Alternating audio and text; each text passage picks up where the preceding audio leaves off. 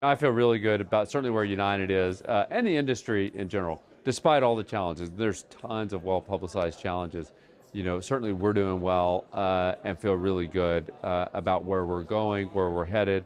Many of the challenges I don't think they're going to get solved in the short term, but they certainly have bottomed and they look set to get progressively better. So, I'm really optimistic about where United Airlines is today and where we're headed in the future. The airlines that are being successful, like United, I think I've also focused on trying to really improve the customer experience and putting customers first. And so not only is the foundation of demand strong, but when you create an airline that customers believe in and want to fly, you win market share as well.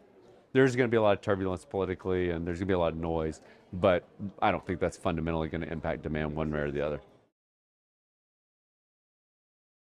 At United, it's really about execution. We have a great strategy. We started this over 4 years ago during when COVID was still new and still fresh and wasn't even called COVID yet.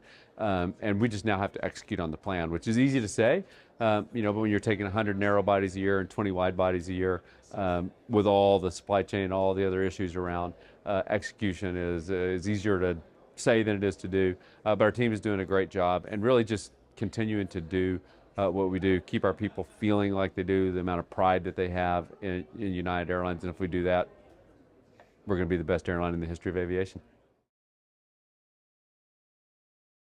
I'm probably the minority that think artificial intelligence is more evolutionary than revolutionary.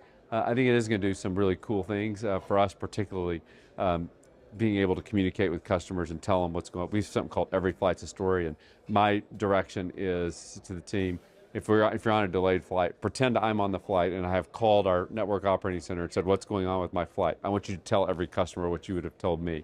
And artificial intelligence will help in places like that. But I'm in the camp of more evolutionary than revolutionary.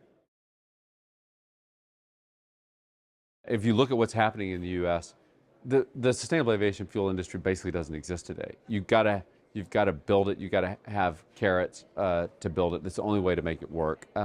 And tons of investment is going into it. When I talk to my friends around the world and they complain about the Inflation Reduction Act, I said, you should do the same thing. But the best example to me is wind and solar. The wind and solar, I'm a climate change geek, and if you went back and read 30 years ago, wind and solar, everyone said uneconomic, impossible to ever compete with coal and natural gas. Today it's cheaper to produce a megawatt of electricity with wind and solar than coal, and it's all because of carrots. There were huge carrots. They drove massive investment. The cost of solar panels are down 90-something, almost 98%. Like wind power is way more efficient than, carrots drive investment. Carrots are 100 times more effective than sticks.